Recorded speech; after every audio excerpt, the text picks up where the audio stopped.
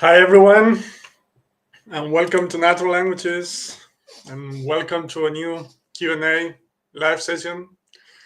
And today we're gonna go with English because I've been doing this in Spanish for the most part, but you know today and in the future I'll have some Q&A sessions in English, some others in Spanish, so everybody can benefit in different ways.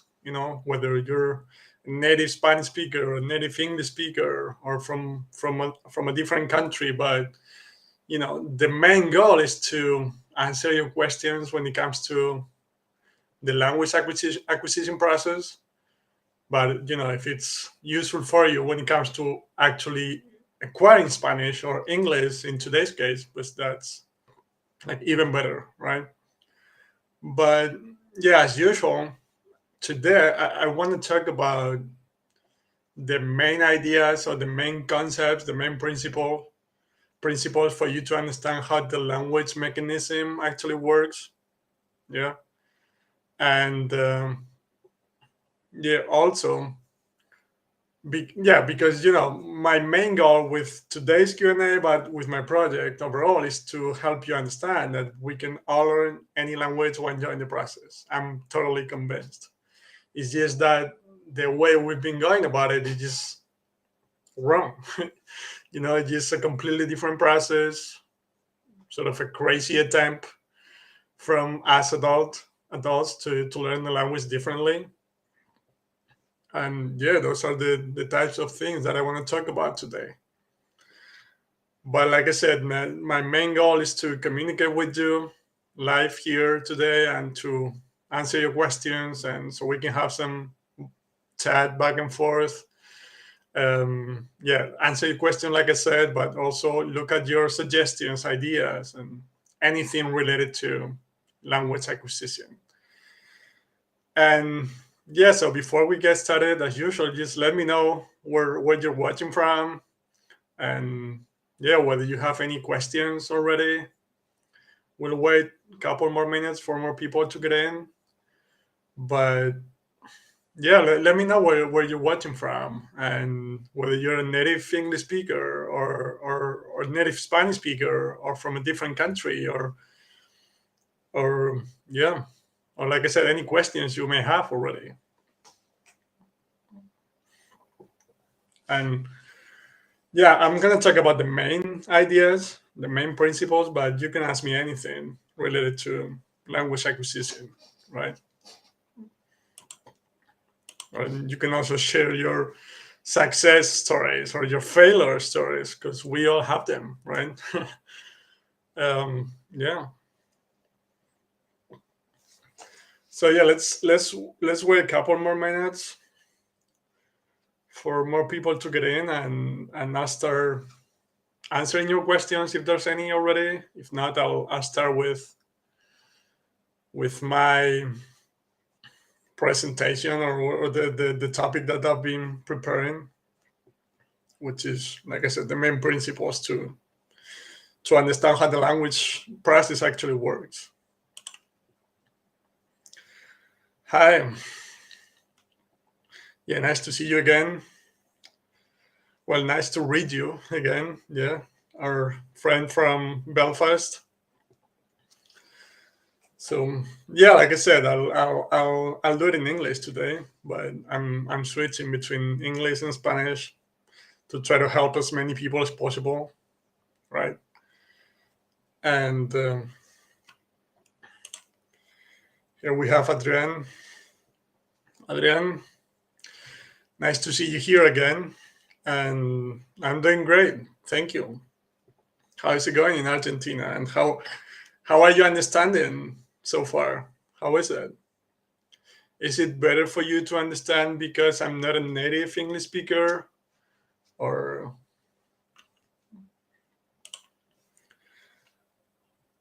hi, Reggie? Awesome. Yeah, great to see you again, Reggie. So we have people from Belfast, from the United States, Chicago. We have Adrian from sorry, from Argentina. So cool, cool. That's one of the things I love the most. about, I mean, language learning in general, but um, life overall, right? Like meeting people from different countries, from different cultures, with different native languages, and so on. Um, yeah, Adrian says, all right, here in Argentina. Awesome. So, yeah, tell me, Adrian, Reggie, our friend from Belfast, MG, do you have any questions already related to language acquisition? Or I can start with the main topic today. And obviously, for those of you who've already joined the Spanish version of the Q&A, I'm probably going to talk about Certicover in those sessions, right? But yeah, since this is the first one in English, I think, yeah, I wanted to talk about the most important things, like the most important principles that we really need to understand in order to learn a foreign language, and in order to enjoy the process, every single minute of it, like I'm always talking about, because I'm just convinced that's the case. Yeah, like I said at the beginning, we just been going about it the wrong way. Okay, I spend many hours on input, podcasts, YouTube, books. I find many teachers are supportive of CI but recommend taking notes, flashcards, specific methods to speed up the language learning process. Absolutely. Yeah. Yeah, I have the same feeling. I feel like, how can I put it into words?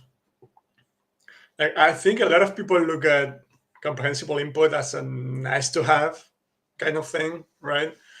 Or but they're still talking about, like you said, taking notes, flashcards, and things like that, which, like you said perfectly, they're just ideas to sort of try to speed up the process, right? Or hack it, or try to memorize things in a better way, because that's sort of the idea behind taking notes, for example, right?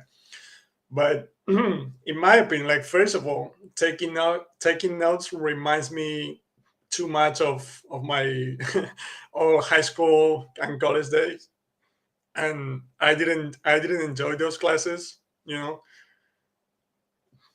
That's the first thing that I don't like about it. But then, yes, usually just you're gonna take notes on specific words or sentences, or it just gonna force you to focus on form, which is what I'm always trying to avoid as a language student myself, but as a language teacher, most of all, right? Yeah. So I don't do any extras. Exactly. I find it boring. Absolutely. Yeah, I think again, I think there's a lot of people who are starting to understand that comprehensive input is the way, and the whole theory makes sense to them, but they still have that sort of traditional mindset. So taking notes or using flashcards, again, is sort of a conscious attempt from us adults to consciously control the process, right? Because when you're listening to an episode for the sake of just enjoying it and learning about a specific topic, of you're reading a book, and all you're worried about is the message, the content, it doesn't feel like you're learning, right? Obviously, we all know that's actually the thing that's helping you learn the language, right? But because it's a subconscious process, we adults freak out, basically. So we want to try things to make it more measurable, if you will, right? Like, yeah, like you pointed out, like flashcards, taking notes, and things of that nature. Because with those things, we feel like we're actually progressing, right? You if you're going to a classroom, you go home and you feel like you've gotten this much better, right? Or you're taking notes, you feel like you've learned 10 new words, or as many as you want. But again, that's not going to help you actually remember those words, first of all. And second of all, it's actually going to hurt you in my eyes because it's going to force you to focus on form. And that's what we're trying to avoid. Yeah. So, yeah, back to your comment, I totally agree with you. And, but, to be honest, I've actually seen a couple of teachers here and there that really go about it the right way, in my eyes. Like I've talked about comprehensible Russian, for example. I think I've also talked about a German project because there are two of them. Like one's naturally German and the other one's naturally Deutsch. And one of them, like I had her on the podcast, one of the first episodes, Anna, and she does a wonderful job. And she doesn't talk about any of those extras that you're mentioning. So if you're looking to learn German, I really recommend that one. I strongly recommend it. Because then there's the other one, and she also believes in comprehensible input. But I find some of those things that you're talking about, that sometimes she recommends taking notes, and she talks about form every now and then, right? So I mean, you can still. I've watched some of her videos. They've helped me out because not all of them are about that, right? But still, while using comprehensible input as the main source, she still talks about form every now and then. So, but fortunately, like I said, there's more and more projects, and yeah, people are starting to understand that it's not a nice to have. It's everything you need. It's all you need. It's the only thing you need, actually, right? If you're like I'm always talking about, and I'll just connect that with today's topic, which is that if you understand what you're listening to or reading, you're learning the language. It's that simple. Like I'm gonna tell you 1,000 different things. We're gonna talk about hundreds of topics. I'll do Q&As every week, and I'll keep posting videos because I love it and because I want to help as many people as possible. But it all comes down to that. Like if you understand what you're listening to or reading, you're learning the language. It's that simple, quote unquote simple, right? But we adults, we try to look for hacks, right, to speed up the process and things of that nature, or we want to find the latest trend or the latest way to memorize words in a better way. This crazy stuff that has nothing to do with the way the actual language acquisition process works, right? Which again, we really sorry, we really need to understand that input, comprehensible input, is the key to the entire process. So we learn language, like I said, by listening and reading.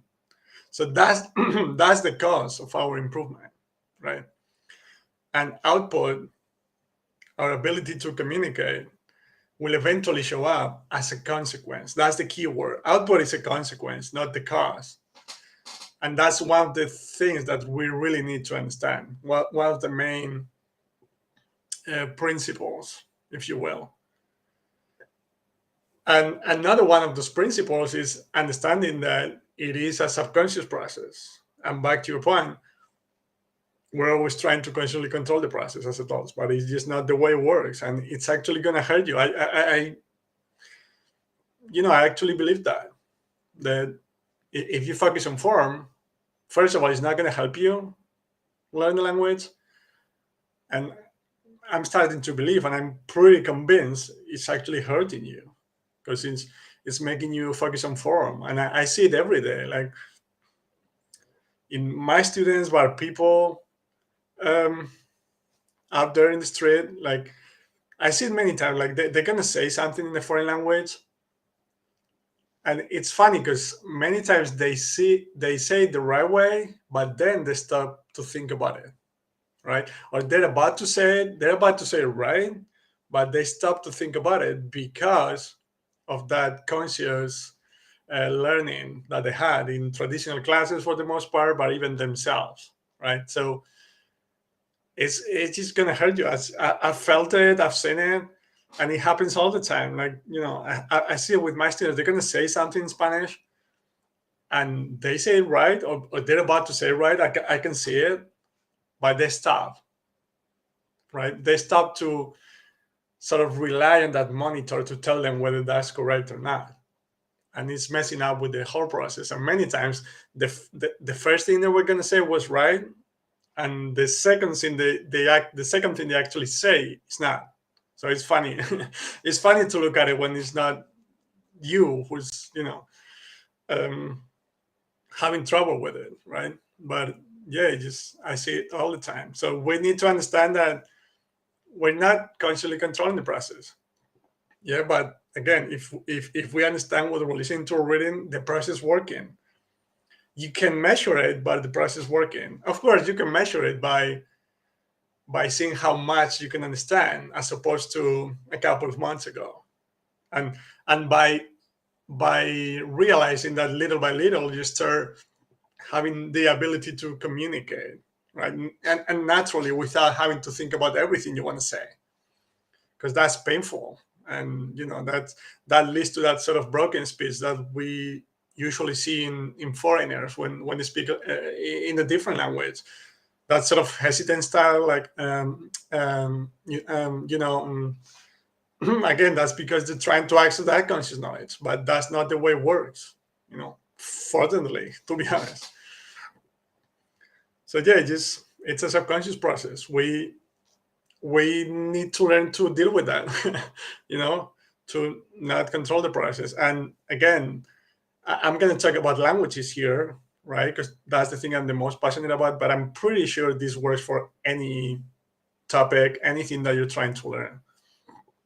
Like that conscious memorization of words and facts or whatever it is, it just it just seemed wrong to me when I was in school, high school, and so on. But now I'm convinced. Like that's just, I don't know, when we started to believe that we need to learn things that way, like by memorizing them, but it just doesn't make any sense. All right, any comments, any questions so far? Yeah, or yeah, if there's not any other questions, I'll keep going with my, with the main principles, or with which come from Stephen Krashen's hypothesis for the most part, of course, because I've read some of his books, and I mean, I'm extremely passionate about this process, and I've read a lot of books and watched videos and attend conferences, and I keep testing it myself. I love learning languages and everything related to language learning and acquisition. So yeah, my goal is to, like I said, help as many people as possible realize that they too can learn any language. Because I've talked about it in some of the Spanish Q&A sessions, but it's just the truth. Like I struggled to learn English in like high school, college, and so on. After 15 years of formal traditional education, I just couldn't speak the language, believe it or not. And because I felt that myself, and I can feel how the process works and how it feels in my mind to not only to be able to communicate in English the way I can right now, but in other languages as well. And I continue to learn other languages because I just love it, and I enjoy every single minute of it. The process working, it's just a win-win across the board, you know. So yeah, if there's no questions or no comments so far, so I'll keep going with, I talked about the input versus output thing. That's extremely important to understand. Awesome.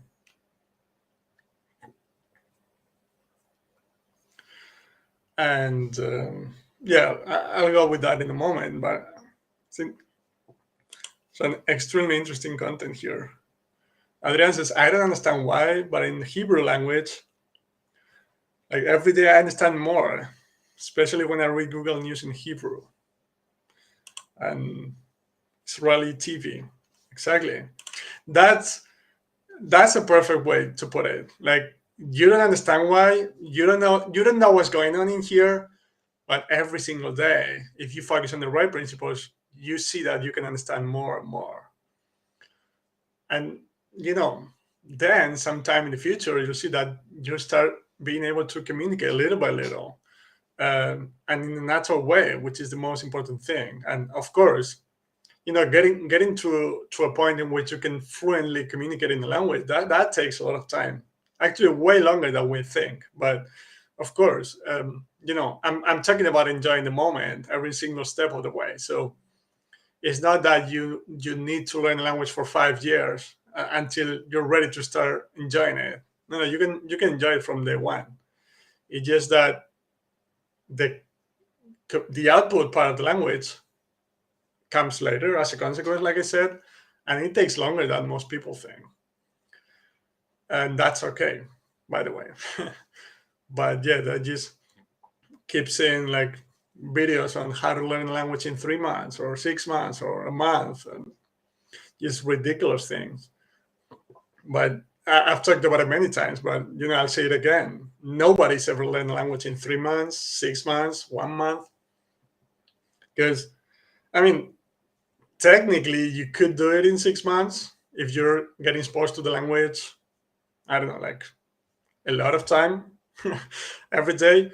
But it's just hard to get exposed to the language for 5 hours at the beginning because very, very like not a lot of things are comprehensible for you. So it's hard to watch cartoons for 5 hours, you know, and things of that nature. It's just mentally taxing at the beginning, right? Once you get to a point in which you can understand podcasts and things like that, that's that it makes all the difference because you can actually get exposed to the language for 5 hours a day and love it, and you can handle it. So again, you're going to speed up the process, right? But it takes, just the truth, it takes longer than most people think.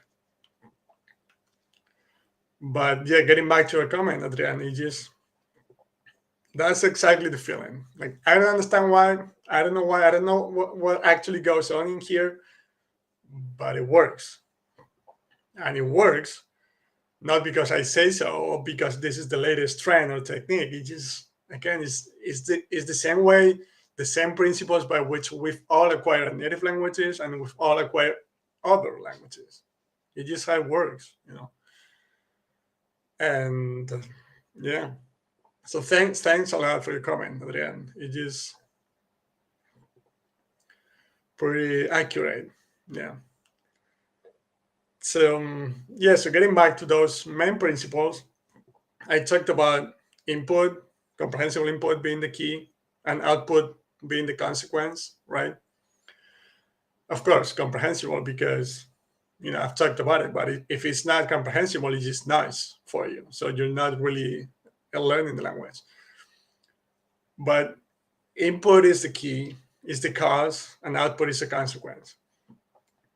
The process actually is subconscious, just like Adrian is talking about. You don't really understand why, but it's working, and you can understand more and more every day, right?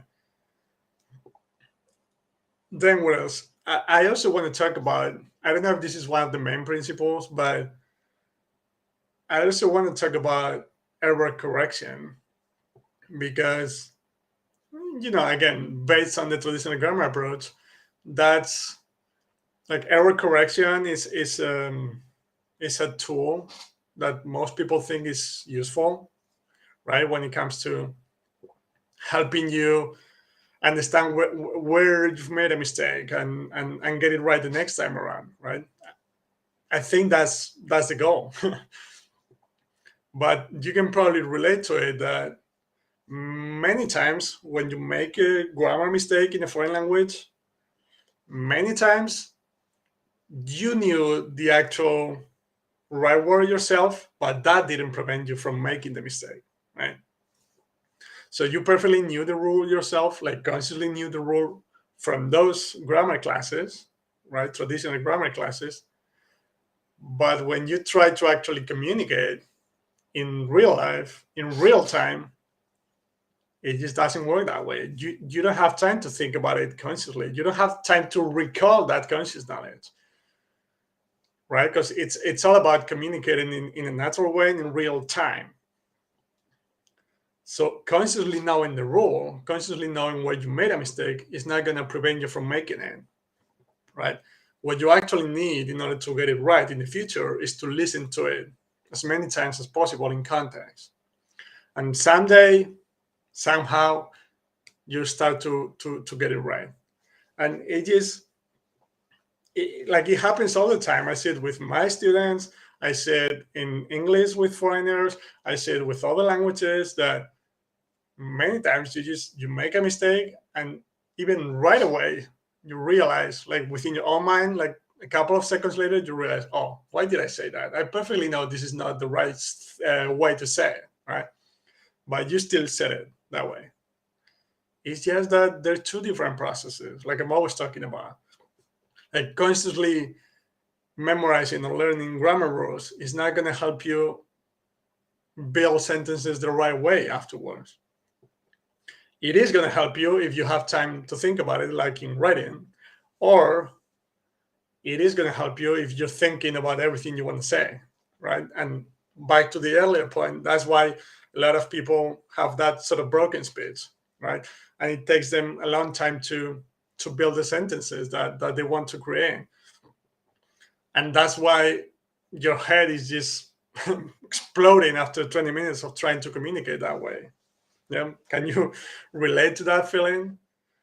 I certainly can, and I see it all the time as well. It's just not the way it works. And back to error correction. The problem with error correction is, first of all, like I said,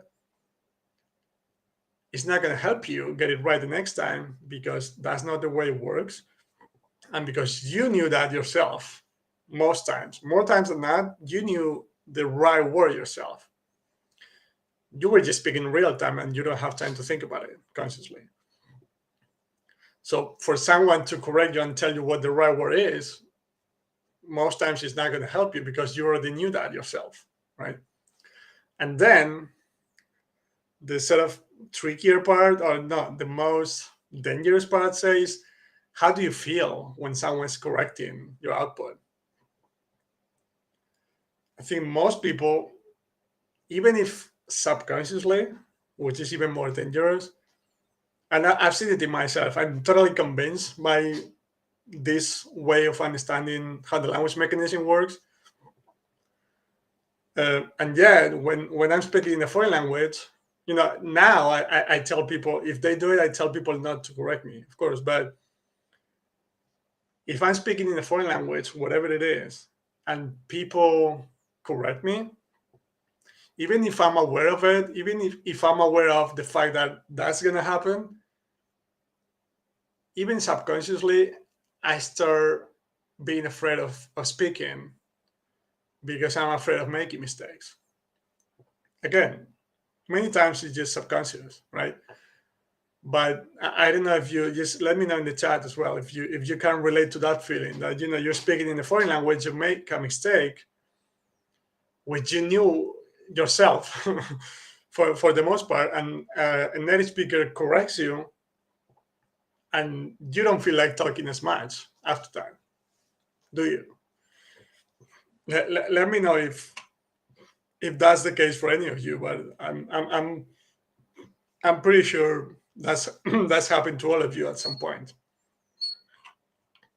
So that's the danger of it, and for something that's not going to help you to be that dangerous, I that's why I think it's just such a terrible practice, because if it's going to hurt your willingness to communicate, but it's helping you, all right. We could think about the trade-off, right? But if it's not helping you, because like I said, for the most part, you already knew that yourself, and even if you didn't, it's not going to help you get it right the next time around, because you need to listen to it many times in context. And then the second part, and the most dangerous part, is how do you feel when people correct your mistakes. Yeah. Okay. So Adrian, Reggie, friend from Belfast. Anyone? Any questions? Any comments so far? Any personal experience that you can share with us? About the things that I just talked about, like feeling that fear of speaking after your errors being corrected, or the way your head exploded after trying to communicate for even 20 minutes after traditional classes, things like that. Any any experience you can share, or I'll otherwise I'll keep going with some more of the main principles, you know, because to remind everyone, we've talked about input versus output, the fact that is the process is a subconscious one, you know, the problem with error correction, and what else? There's something I'm forgetting right here. Anyway, and so I'll think about it in a moment. But any questions, suggestions, ideas that you want to share, personal experiences, um, with any of the languages that you're learning right now, let me know. Yeah, give me 30 seconds to think about what I wanted to say next. But in the meantime, feel free to send your answers, your questions. Excuse me. What did I want to say?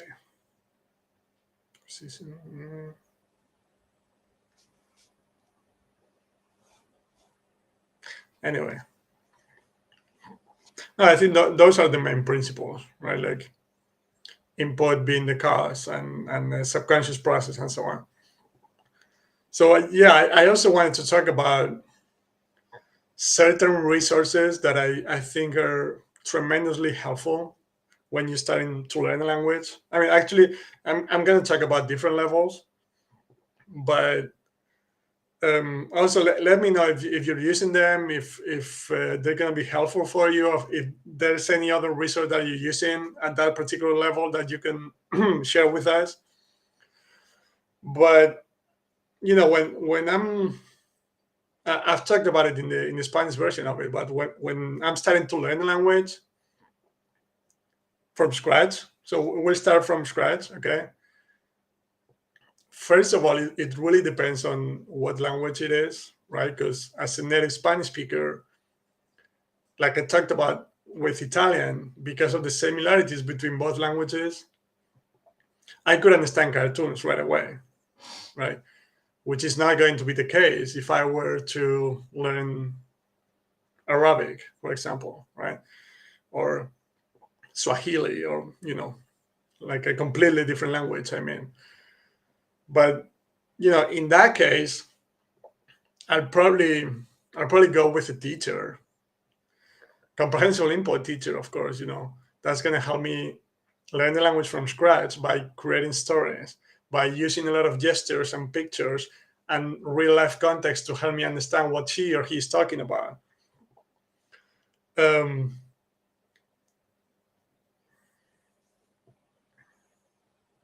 Okay. So that would probably be my go-to resource at the beginning. If it's a completely different language, I'm starting from scratch. But like I've mentioned before as well, depending on the language, it might be hard to find a native speaker or a native comprehensible input teacher, right? Because you're certainly going to find some for English, French, Spanish, German, Russian, etc. But if you're trying to learn, I don't know, Swahili, I'm always using that example. It might be more complicated to find someone, but you can actually look for language exchanges, activities, or websites, and educate people from those countries on the comprehensible input principles, right?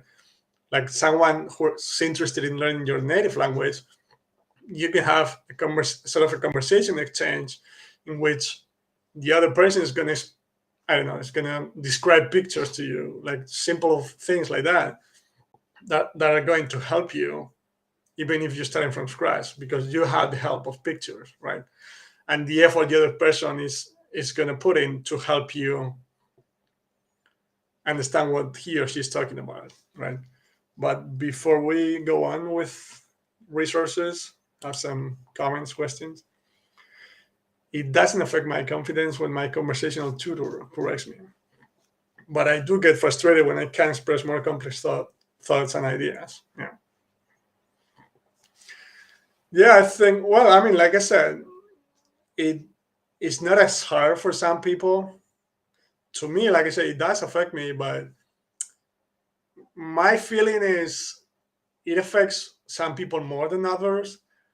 But I think it does affect everyone on a subconscious level, even if you're not aware of it. I don't know. This is, there's no research on this. This is just my impression, right? What I'm feeling. But anyway, but the second part, yeah, of course, right? But that's what I'm always talking about. That again, it's going to sound simplistic, maybe, but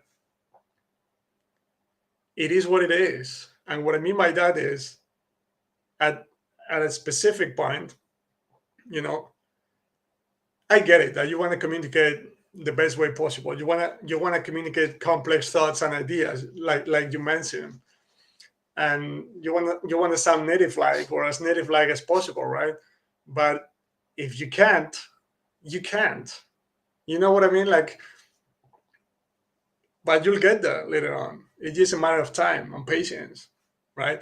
So I totally get it. I do get frustrated myself, so I'm not going to say that, no, it doesn't happen to me. It does happen to me, of course, because again, it's our ultimate goal to be able to communicate in the language, right?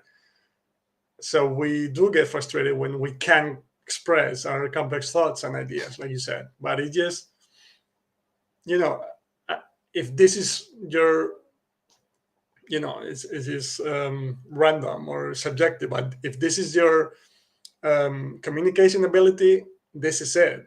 There's no way to express this complex thought if you're not there yet. And like I said, I understand the frustrating part of it. The only thing that I'm going to say is, if you get frustrated because and you think and sorry, like when you get frustrated, if you think it's your fault, that's what I'm trying to tackle. That's what I'm trying to get rid of. Like, if you feel frustrated because you can't communicate the way you'd like to at any given point, it doesn't mean that you're not good at languages. It doesn't mean that you're dumb. It doesn't mean, that's the most important thing that I want to talk about. It just means that you didn't get to the point yet. And again, back to the traditional grammar approach being so dominant, and back to consuming videos in which they tell us that how they learn a language in 6 months, which again, it didn't happen. But even if you don't believe that, subconsciously you start thinking like, so that person learned a language in 6 months. I'm 2 years in and I can't communicate the way I'd like to. Like, it's not gonna take you 6 months. I really appreciate and I love honesty. So I'm just gonna say it the way I think it is. And you know, I get it. Like, I get it. Like, you can. It happens to. It even happens to me with English. Like, I understand pretty much 100%, especially if it's American English. But sometimes I can use the specific structure or specific words that I perfectly know myself, that I've heard 1,000 times. But in real time, I just can. I just can. I was going to say recall them, but that's not the right word because that's conscious. But they don't come out of my mouth as naturally as other words or other expressions for whatever reason, right? And it happens to me with Portuguese and Italian. Again, I understand 100% Portuguese and Italian, Brazilian Portuguese, European Portuguese a little less, but but I cannot communicate the same way. Or I cannot communicate at the same level, right? Because it's just the way it works. I've talked about it many times, but our ability to communicate is always behind. We can always understand way more than we can speak. It's just the way it works. And once again, I get it. I get the frustration. I feel it myself, but most times I'm able to talk myself out of it, by telling myself like, all right, it's almost like as if I were two different people, like I'm telling myself, I understand your frustration, but it doesn't make sense because it's just the way it works. It got a little weird in the end, but that's what I meant. So yeah, I feel you, I understand, but it's just more input, time, and patience. It's just, yeah. Adrian, I think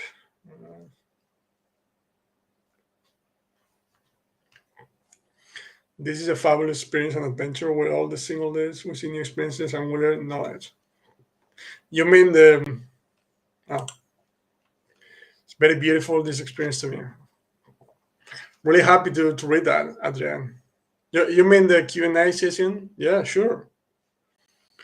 Like, yeah, and the good thing, like I said, like I'm not a native English speaker, but I'm not slowing down, or I'm just I'm speaking English the way I communicate on a daily basis when I need to use the language, right? So, and I can see that you understand everything that I'm talking about, right? But probably if you wanted to do it, you wouldn't be able, because again, your ability to understand is way ahead of your ability to communicate. And it is frustrating at times, I know, but it's a matter of time and patience. I understand your feelings, but oops.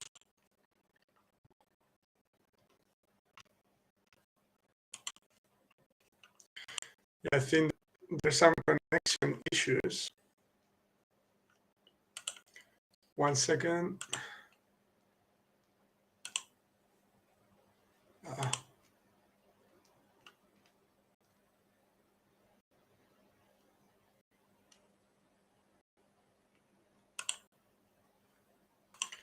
Things should be better now.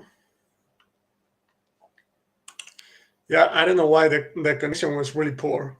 Okay, perfect. Not good again. Yeah, there was some connection issue. Perfect.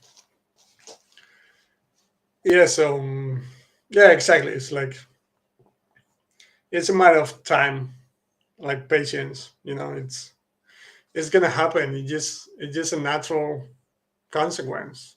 You know, but again, and I get it once again, but we adults we're always looking for shortcuts. We want to make it happen as as quickly as possible. And while I understand that, it just is not going to work, and it's going to lead to nothing but frustration. So I keep talking about time, patience, and comprehensible input because that's what I do. That's my personal experience. That's what I do on a daily basis. Like all the languages that I speak and the ones I'm learning right now, in which I cannot communicate yet, I just get exposed to them every day for at least 20 minutes each, because there are a few of them, so it takes some time. But yeah, and of course it's easier to have patience when you're enjoying every single moment of it, right? Because when I talk about learning 6 7 different languages every day, it doesn't mean that I'm studying. I would quit after a minute. It means that I'm listening to podcasts about topics that I'm interested in. It means that I'm watching videos on YouTube about, again, topics that I'm interested in. It means that I'm going to language events to meet people from other countries. It means I'm reading books that I really want to read in that language, because it's going to give me access to their culture. It's going to help me understand, something about their country, their culture, or whatever it is. It just it just things that I would normally do on my own native language, right? So it's obviously easier to have patience. It's easier to be patient when you're enjoying it, right? It's a whole lot more difficult to be patient when you're actually memorizing things or learning rules consciously, right? So yeah, it's working well now. So yeah, any other question, any other comments related to languages? Yeah, if not, I'll get back to the resources that I was talking about. I was talking about resources for beginners. So what I normally do is, if I'm starting from scratch, like I said, I'll find a teacher if I can. If not, I'll try to find a language project on YouTube, right?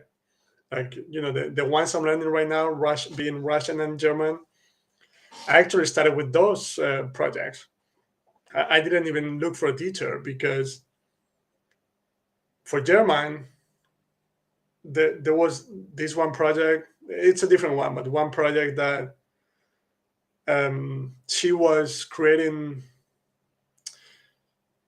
She was storytelling for her kids, for her students, right? And she posted those stories on YouTube. So even for me, which I started from scratch, that was comprehensible, right? So that helped me get a little bit better, understand a little bit more, right, and get to other projects. And after 200 plus hours, my ability to understand is dramatically higher, but I just can't communicate yet, right? But that's how we all started. And when it comes to Russian, first of all, being able to speak Polish did help me a little bit. It did help me understand some words that are somewhat similar between both languages, because both of them are Slavic languages, right? But it was projects like those that helped me, and they took me to the next level, and I started understanding more complex and more interesting resources. And I'm on a pretty similar hour count when it comes to Russian. And again, I cannot communicate, but I can understand a whole lot more than I could, and that's rewarding in itself. And again, it's actually quite easy to be patient when I'm enjoying it, when I'm reading or listening to videos, books, whatever it is, about topics that I'm truly interested in, right? So those are my go-to resources for complete beginners. And then whenever, even if you're starting with a teacher or with a project in which teachers specifically create videos in a comprehensible way for you to understand, whenever you feel like trying, just go ahead and see if you can understand cartoons, like things on your own, or comic books. I always talk about that. Just try it. When you've been exposed to the language for some time, whether that's classes or online projects, whatever it is, just try cartoons, try comic books, try simple things that you think you might be able to understand. And if you can and you enjoy it, awesome, go ahead. And if you don't, just get back down to just classes or those projects, and you'll get there later on. And this works for any level. I always talk about it. Like, if you're an intermediate level and you feel like you could be able to understand a specific type of podcast because they talk about a topic that you're super interested in, just give it a try. And if it is comprehensible, and you enjoy it, and I'm assuming you do at that level, awesome. Just consume as much of their content as you can. Listen to all of their episodes. That's what I do, right? But if you can't still understand those resources, the main thing I want you to know, once again, is it doesn't mean it's not working for you. It doesn't mean you're not good at languages. It doesn't mean you're not talented. It doesn't mean you're dumb. It just means you didn't get to the point yet. And you just need to get back to something a little bit easier, continue to keep getting better by doing that, and you'll get to that more complex resource later on.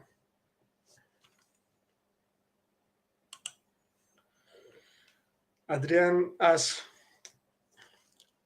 what I think about the use of cognates and what we can do to use this. Okay. When you say the use of cognates, you mean like using them when speaking yourself, or using them when you're reading or whatever it is to make it more comprehensible? I understand this second thing, right? So to give you an example, in my classes, my students who want to learn Spanish, they're either native English speakers or they're from a different country, but they already speak English, right? So, and I know there are a lot of similar words between English and Spanish. So for the most part, and as long as it sounds natural, I'm going to use as many cognates as possible to help them understand what I'm talking about. Because if instead of that specific word, I use a different one that is not a cognate, that is not related to English, they just might not understand what I'm talking about. So to give you an example, Adrian, with Spanish, if whatever the situation, if I want to talk about one of the characters in the stories that wants to continuar, right?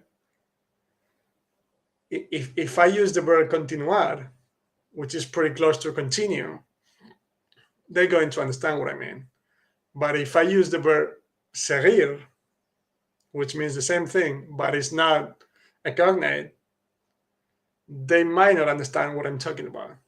Of course, I'm also going to use the context of the story, pictures, gestures, and whatever I can to help them understand. But as much as possible, I try to use those cognates as much as possible, and as long as it's still natural, right? Because I want to keep it natural. I want to keep using the language that I would use with a friend, with a native friend in the street, right? So I don't want to overuse them to help them understand, but at the same time make it artificial, if that makes sense. But if you're the one consuming content, you're going to come across cognates naturally, and yeah, that's a good thing for us, because it's going to help us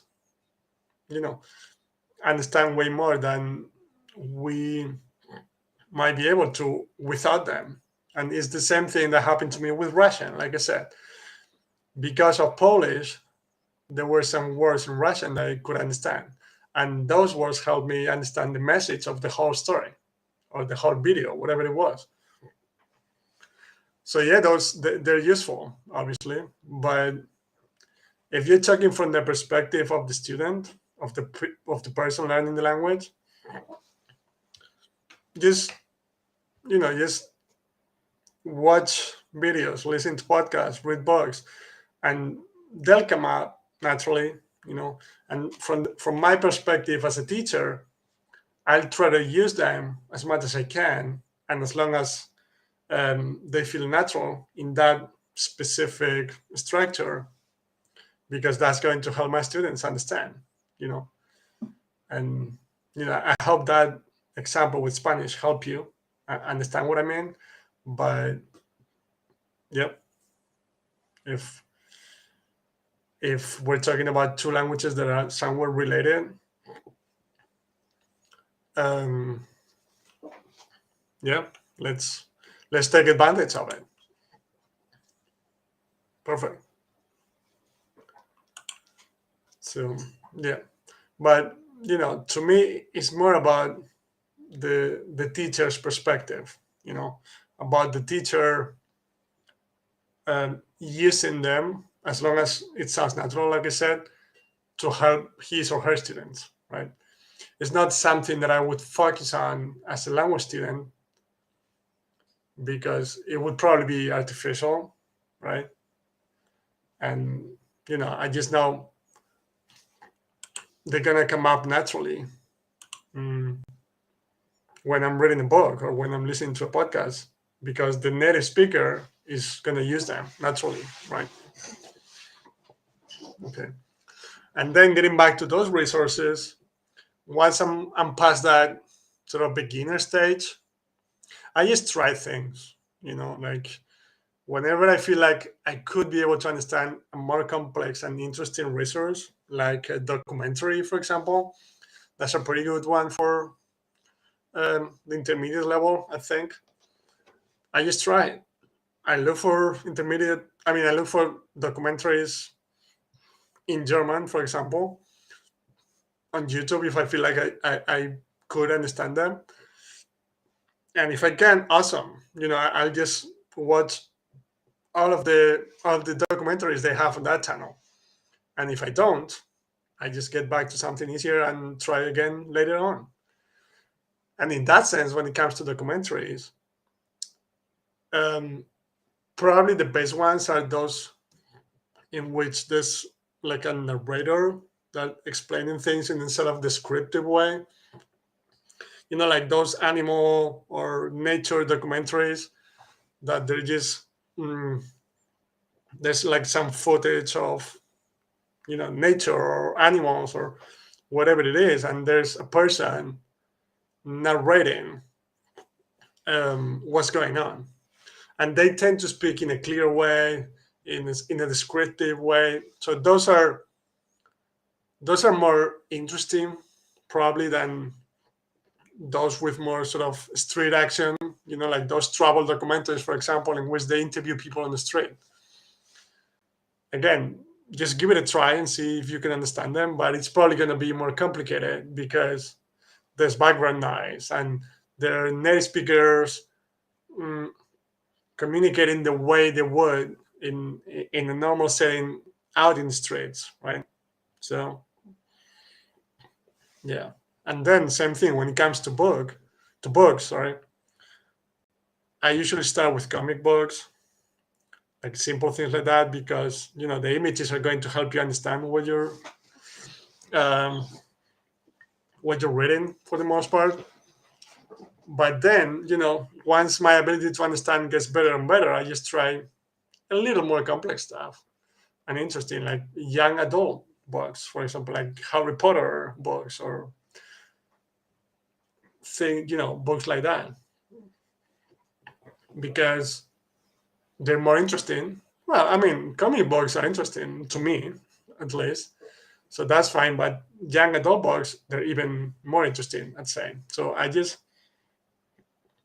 whether I'm talking about video, audio, um, books, whatever it is, I just as soon as I feel ready, I try different things. I try a little more complex things than the previous ones. And like I said, if I understand, um, if I understand a specific resource, awesome. I'll go ahead with it. And if I don't, I'll try later. Yeah.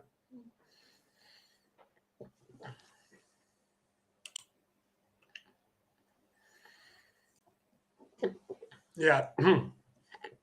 Adrian says there's like between Hebrew and Spanish, there's not so many cognates, right? Yeah, of course. So that's gonna make it more complicated, obviously. But you know, it is what it is. If that's the language you're interested in, that's awesome. And yeah, like I said, it's always easier to find resources for French or English or German or Russian than it is for Hebrew or Vietnamese, But I think little by little, more people are creating projects in this, um, um, creating more projects to help other people learn the language even from scratch. And yeah, and you can always try that idea that I mentioned before, that try to look for people who are interested to learn your native language, Spanish in this case, from Israel. You know, so and you tell them about comprehensible input. You tell them about using pictures or using describing pictures as a tool to help you learn the language. I mean, to help each other learn your native languages, of course. No worries, Adrian. Like we're doing Q&A in Spanish for the most part, and you're used to to writing in Spanish. That's fine. And there might be some things that you cannot express in English. That's totally fine. No problem. Okay, so yeah, like any other comment, any other questions you have, you know?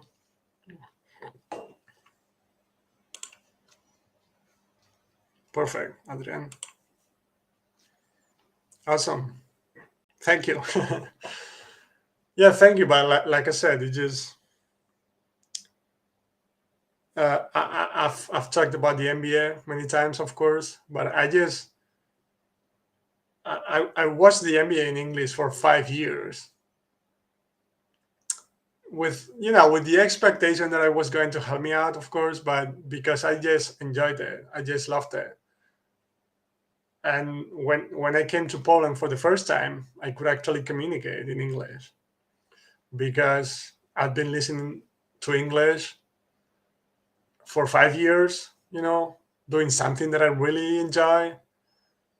And also the good thing about sports, I've also talked about it, is that while the commentator is speaking, while the commentator is describing what's going on, you get to actually see what's going on the court in this case. So it's easier to connect the ideas. It's easier to connect the words, the phrases the commentators are using to the actual movement or the actual action on the court. So that helps. So yeah, I'm a big fan of sports when it comes to helping you learn a language, especially if you're, as with other things, don't just force the issue, But if there's a sport that you already enjoy, that you already consume in your own native language, trying to find a way to consume that content in your target language is really going to be helpful. Because first of all, sports are something that we're usually passionate about. Like those who are passionate about a specific sport, they don't need to find the extra motivation to consume that content because they're already doing it. They're super passionate about it, right? So, and they don't even need to find the extra time because they're already allocating time to that, right?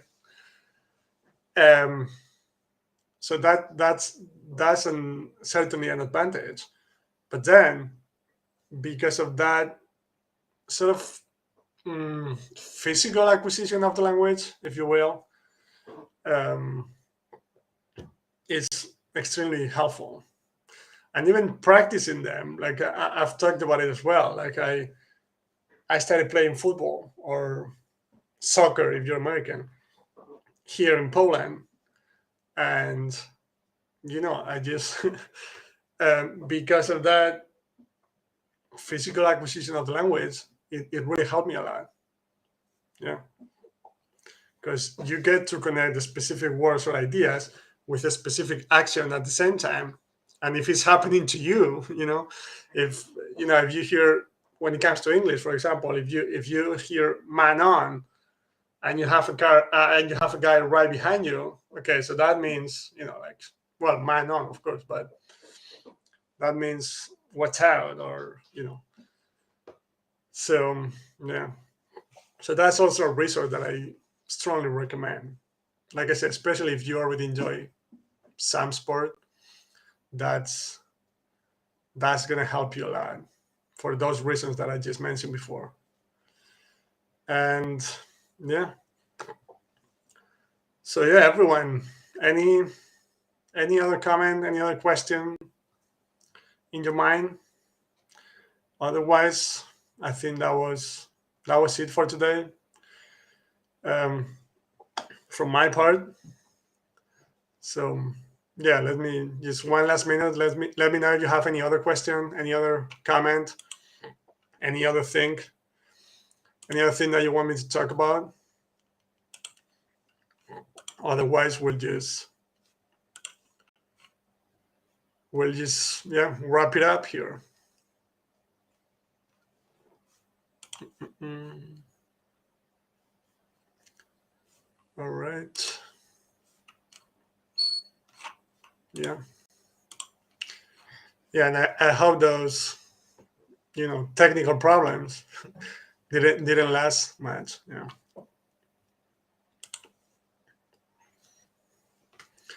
Awesome. Thank you, and I appreciate yours as well. Yeah, it's like I said, it's super fun to have you all here to communicate back and forth, to answer your questions, and to talk about one of my passions. Being language learning, and yeah. So for next week, I don't know if we might get back to Spanish, or I'll just switch back and forth between English and Spanish. And as I mentioned in the Spanish Q&A, I'll try to get some of my podcast guests to join live, so we can talk about language acquisition live with them, and you can ask them your questions. Yeah, not all of them are going to agree, of course, but I'll try it. And yeah, and again, to wrap things up, thank you to all of you who joined this live. And any question you may have at any point, feel free to reach out to me, in any of my social media platforms. I'll be more than happy to answer your questions and help you out as much as I can. Okay, so I wish you a good day, and I'll see you next week. Bye bye.